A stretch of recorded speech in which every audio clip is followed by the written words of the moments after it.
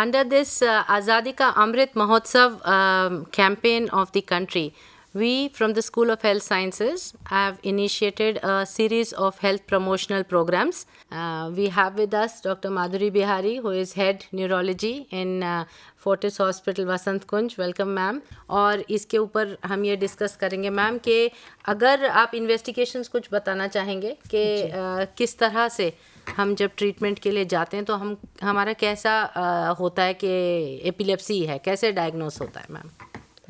देखिए, इसमें सर्वप्रथम तो हम हिस्ट्री लेते हैं. हिस्ट्री में डिस्क्रिप्शन होता है कि क्या हो रहा है, क्यों हो रहा है. वो देख के ही एक बार डायग्नोसिस तो बन जाती है. फिर उसके बाद हम लोग ये भी जानना चाहते हैं कि उसके बर्थ के वक्त अगर बच्चा है तो बर्थ के वक्त कोई दिक्कत हुई थी, कोई मतलब एस्फिक्सिया हुआ था, नियोनेटल एस्फिक्सिया हुआ था, सांस लेने में दिक्कत हुई हो, तो वो सब जानने के बाद पता चल जाता है कि क्या कारण हो सकता है. जैसे हम लोग ईसीजी तो सभी जानते हैं, ये ब्रेन हार्ट की एक्टिविटी होता है. ईजी ब्रेन की एक्टिविटी को देखता है और उसमें हम ये देख पाते हैं कि ब्रेन ठीक है कि नहीं, ब्रेन की एक्टिविटी बेसलाइन में ठीक है कि नहीं, कहीं पे उसमें सीजर एक्टिविटी है कि नहीं. और अगर सीजर एक्टिविटी है, मतलब दौरे की एक्टिविटी है, तो वो किस प्रकार की है. हो सकता है कि वो पेटिट माल एक एपिलेप्सी टाइप हो, जिसमें बच्चों को ज़्यादातर होती है, या वो होती है जो मैं पहले बता रही थी कि झटके पड़ते हैं, वो वाली एपिलेप्सी है, या वो होती है जिसमें पूरा शरीर हिलने लगता है, वो वाली एपिलेप्सी है. तो वो हम सब इसमें देख के बता सकते हैं. इसके अलावा एक कारण जानने के लिए हम एक ब्रेन का सीटी स्कैन या एमआरआई स्कैन करते हैं. एक अगर ब्रेन में कहीं हेमरेज हो गया है, ब्लीडिंग, तो वो भी हम देख सकते हैं. इन फोटो में आप देख रहे हैं जैसे ये ब्रेन है जिसमें हेमरेज हो चुका है, ब्लीडिंग हुई है. यहाँ पे इसमें ये इधर हो रहा है, इसमें यहाँ पे है, इसमें यहाँ पे, जगह जगह ब्लीडिंग हो रही है. तो अगर ब्लीडिंग है तो उसके कारण भी एपिलेप्सी हो सकती है. तो ब्लीडिंग का क्या कारण हो सकता है मैम? ये बचपन में हो सकती है या किसी भी एज में हो सकती है? ये किसी भी एज में होती है. जब बच्चा पैदा होता है, जब कुछ औजार लगाते हैं कभी कभी, तो उससे चोट लगने से हो जाता है. या कुछ बच्चों का स्कल जो होता है बहुत पतला होता है, तो उसके कारण भी हो जाता है. क्या ये ब्लड प्रेशर की वजह से भी हो सकता है? जी हाँ, बड़ों में तो ज़्यादातर ब्लड प्रेशर के कारण होता है. या कभी चोट लग जाए, रोड साइड एक्सीडेंट हो जाए, लोग ड्राइविंग करते बिना हेलमेट के, तब भी हो सकता है. तो उसमें बड़ा ख्याल रखना चाहिए. ये भी एक सीटी स्कैन है जिसमें हम क्लॉट देख रहे हैं. ये हम देख रहे हैं इतना हिस्सा जो काला पड़ गया है, इसमें ब्रेन में क्लॉट है, ये जम गया खून, बेसिकली खून जम गया है. तो उस हिस्से में ब्लड सप्लाई नहीं हुई है, तो वो हिस्सा थोड़ा सा ख़राब हो गया है, तो वहाँ से भी दौरे पड़ सकते हैं. इसके अलावा कभी ब्रेन में एब्सेस हो जाता है, जैसे फोड़े होते हैं, ये देख रहे हैं आप, ये वाला एब्सेस बना हुआ है, ये एब्सेस बना हुआ है, बन गया वहाँ पे, पस जमा हो गया है और एक फोड़ा बन गया है. इसके कारण भी हो सकता है. कभी ट्यूबरकुलोसिस अगर ब्रेन में हो जाए तो बहुत प्रकार से हो जाए. कभी एक एब्सेस बन जाता है, कभी कोई ब्लड वेसल्स जो होती खून की नलियाँ, उसको भी रोक देता है, उसके कारण भी हो सकता है. तो मतलब टीबी, ब्रेन में भी टीबी हो सकता है? आपका ये मतलब है कि ब्रेन में भी टीबी हो सकता है. और ये शायद एक और है जिसको हम ट्रीटमेंट कर सकते हैं. लेकिन ट्रीटमेंट में भी जैसे आपने बताया कि ब्रेन के ट्रीटमेंट में जरूरी नहीं है कि मिर्गी ठीक हो जाए, कोई भी ट्रीटमेंट हम करेंगे. वो तो जैसे मैंने बताया कि उसमें अगर कोई घाव रह जाता है तो फिर वो तो रहेगी. ये मैं बात करी थी टेपवर्म की. वो टेपवर्म जब आता है तो वो ऐसा हो जाता है, ऐसा दिखता है पूरे ब्रेन में, वापस ब्रेन में पड़ा हुआ है ये सिस्ट, और इसमें एक सिंगल सिस्ट है, एक ही है, और इसमें बहुत सारे सिस्ट है. इसी प्रकार से होता है ये. आपने बहुत अच्छे इन्वेस्टिगेशंस बताए कि इसलिए बहुत ज़रूरी है कि जो भी डॉक्टर आपको बताएं कि ये सब जांच करनी है, वो सब जांच करनी बहुत ज़रूरी है, क्योंकि उसके ऊपर ही ट्रीटमेंट जो है निर्भर करेगा. जैसे अगर टीबी है तो टीबी का ट्रीटमेंट करना पड़ेगा. अगर ये टेपवर्म का सिस्ट है तो आपको दवाई भी है अवेलेबल और वो इलाज कर सकते हैं. और बहुत मतलब कुछ केसेस में इलाज, जब ट्रीटमेंट, इसमें इन्वेस्टिगेशन में कुछ भी नहीं नज़र आएगा, उसका ये मतलब है कि अभी हमें नहीं पता है इसका कारण क्या है, और फिर हम सिर्फ एपिलेप्सी को ही ट्रीट करते हैं. जी. अब मैम, आप क्या एडवाइस देना चाहेंगे उन लोगों को जिनको मिर्गी के दौरे पड़ते हैं या एपिलेप्सी होती है? तो उनको क्या क्या ध्यान रखना चाहिए? क्या वो एक नॉर्मल ज़िंदगी जी सकते हैं? कौन से ऐसे प्रोफेशंस हैं जो शायद उनको नहीं करने चाहिए, या वो कोई भी जॉब कर रहे हैं तो कर सकते हैं? जी, बहुत अच्छा सवाल है आपका. देखिए, हम लोग जब शहरों में रहते हैं तो बहुत ज़रूरी होता है कि हम सबको बता दें कि भाई हमें एपिलेप्सी है, जिससे कि अगर हमको रास्ते में कभी कुछ पड़ेगा तो वो ध्यान कर सकते हैं। एक कार्ड होता है जिसमें हम अपना नाम और एड्रेस लिख के और ये लिख सकते हैं कि मेरे को, अगर आपने कहीं देखा ऐसे एपिलेप्सी में बेहोश होते हुए, तो मेरे को इस फ़ोन पे इत्तला कर देना, या मेरे नाक में कोई दवा होती है वो डाल देना, तो वो अपनी जेब में हमेशा रखें। उसके अलावा अपनी मेडिसिन बराबर लेना है, रेगुलरली, कभी भी उसमें कोई एक दिन का भी मिसिंग नहीं करना है, रोज़ रेगुलरली लेना है जैसा कि डॉक्टर बताते हैं। ऐसे मरीजों को ड्राइव करना बिल्कुल मना है, तो वो कोई भी ड्राइविंग की या पायलट की नौकरी नहीं कर सकते, जैसे ट्रेन की ड्राइविंग हो या अपने घर की ड्राइविंग हो या टैक्सी ड्राइविंग हो या फिर कोई भी ड्राइविंग नहीं अलाउड है।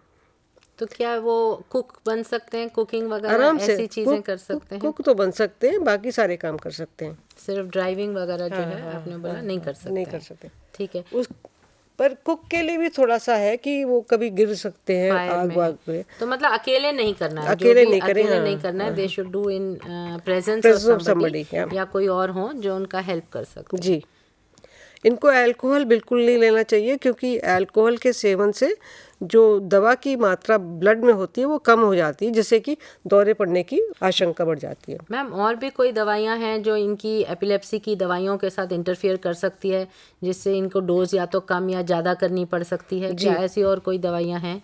जी, टीबी की दवा है, उससे भी फर्क पड़ता है, और भी कई दवाइयाँ हैं। अक्सर बच्चों में देखा है कि उनको बहुत तेज़ भी ना हो, 100 बुखार पे भी उनको काफ़ी दौरे पड़ने लग जाते हैं। क्या वो भी एपिलेप्सी है, या वो भी किसी तरह के दौरे हैं, या वो बुखार से ही होता है? ये क्या है? बच्चों का ब्रेन जो है पूरा डेवलप नहीं होता है, और 3 से लेके 6 साल के उम्र के बच्चों में ये बहुत कॉमन है। इन्हें हम फेब्राइल कन्वर्शन कहते हैं। ये सिर्फ बुखार में होता है, जब बुखार बहुत तेज़ हो जाता है, कभी कभी इतना तेज़ भी नहीं होता, 100 के लगभग होता है तो भी हो जाता है। तो इनका अलग से इलाज है, वो करना चाहिए। उसमें ख्याल रखना चाहिए कि बुखार कभी ऊंचा ना जाए। जो बुखार नीचे लाने की दवाइयाँ होती हैं कॉमन सी, वो दे सकते हैं, या पट्टी कर सकते हैं ठंडे पानी की, वो कर सकते हैं, या फिर कोई दवा होगी तो वो भी डॉक्टर आपको बता सकते हैं क्या दवा लें। तो आपने ये बताया कि ये छोटे बच्चों में ही होता है, तो जिन बच्चों में ये होता है, मतलब अक्सर देखते हैं कि एक बार 100 के करीब बुखार हुआ, उसको हुआ, तो क्या इन बच्चों को ये चांसेस बढ़ जाते हैं कि जब ये एडल्ट्स बनेंगे या ये अधेड़ उम्र में आएंगे तो इनको एपिलेप्सी होने के चांसेस ज़्यादा हैं? क्या ऐसा है? इनमें से 20 और 30% लोग, बच्चे जो होते हैं, उनको आगे जाके जब वो मतलब यंग हो जाते हैं, 20-21 साल के होते हैं, तो उनको दोबारा से दौरे बिना कारण के, बिना बुखार के भी हो सकते हैं। ओके, तो उस वक्त फिर इनको फिर से वही पूरा जांच करके और फिर एपिलेप्सी का ट्रीटमेंट कराना पड़ता है। जी।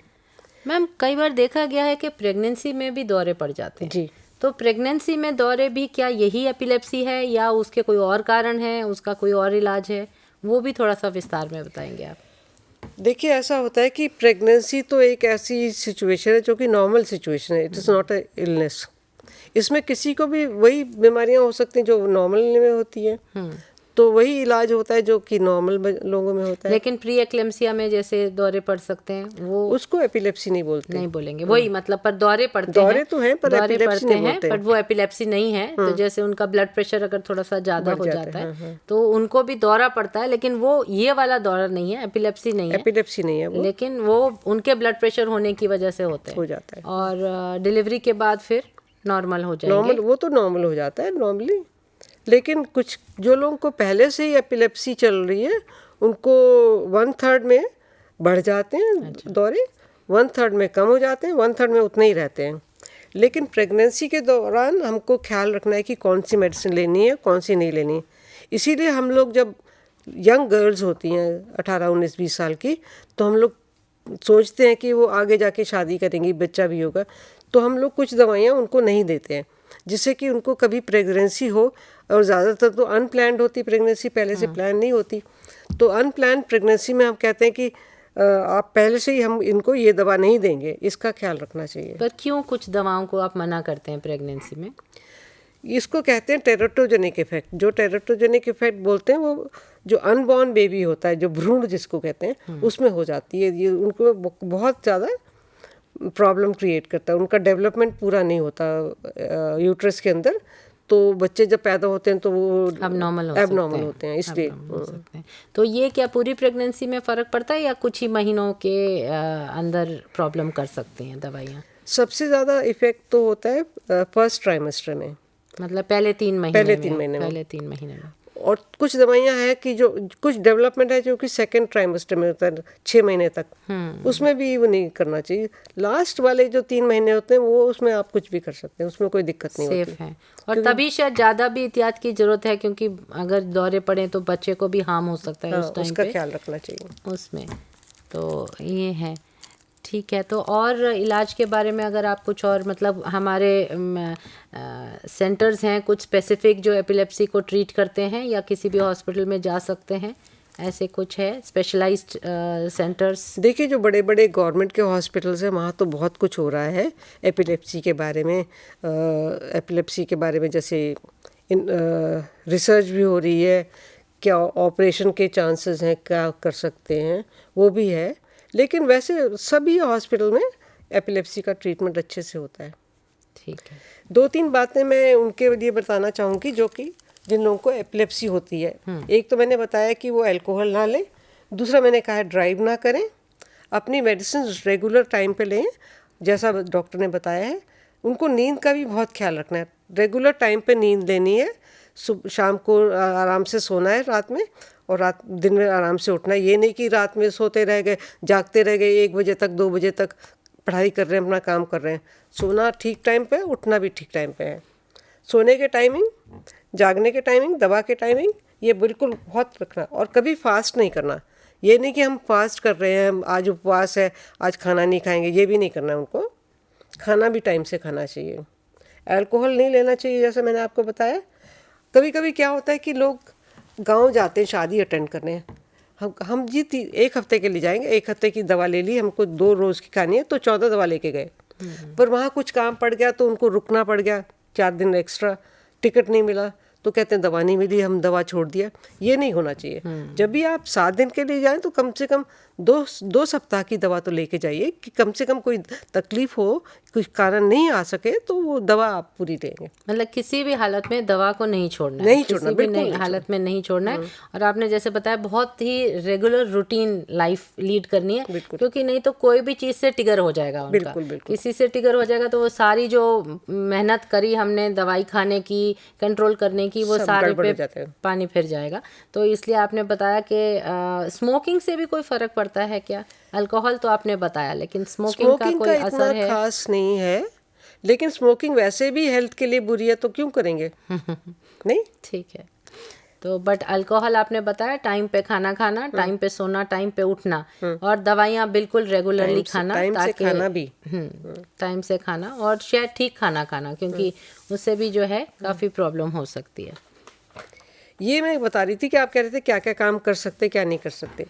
एक काम जो नहीं कर सकते वो मैंने बताया, किसी प्रकार की ड्राइविंग नहीं करनी, ना पायलट, ना अपनी गाड़ी भी नहीं चलानी चाहिए। अपनी गाड़ी भी नहीं चलानी चाहिए। और एक और चीज़ है कि डाइविंग होता है, डीप डाइविंग करना, वो भी नहीं करना चाहिए, क्योंकि उसमें अगर आप नीचे गए, दौरा पड़ गया तो क्या करें? पड़ गया तो मुश्किल। पर नॉर्मल जो स्विमिंग होती है वो अगर कोई साथ में है तो कर सकते हैं, बाकी सारे काम कर सकते हैं। अगर किसी को आपके घर में दौरे की बीमारी है या मिर्गी की बीमारी है तो उसको बिल्कुल नॉर्मल ट्रीट करिए। वो पढ़ाई पूरी कर सकता है, काम पूरे कर सकता है, शादी पूरी अच्छे से कर सकता है, बच्चे पैदा कर सकता है, सब काम कर सकता है, कोई भी काम कर सकता है। उसको किसी प्रकार का रिस्ट्रिक्शन नहीं देना चाहिए। बच्चे जब पतंग उड़ाने जाते हैं छत पे, तो हमने देखा है गिर गए, तो ऐसे बच्चों को पतंग उड़ाना ऊपर छत में नहीं चाहिए, जब मैदान में उड़ाइए। एक उसका ख्याल रखना है।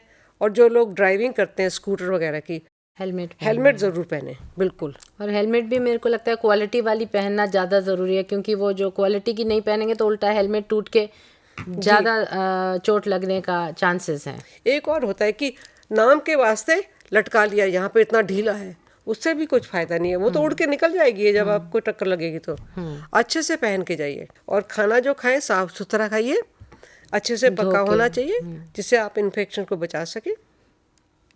और ट्यूबरक्लोसिस से भी बचना तो उसके लिए BCG लगवाना जरूरी है। लगवा लीजिए। और अगर कभी कहीं लंग्स का टीबी हो तो उसका पूरा पूरा इलाज करिए, ये नहीं कि उसको छोड़ दिया कि जब बढ़ेगा तब देख लेंगे, ऐसा नहीं करना चाहिए।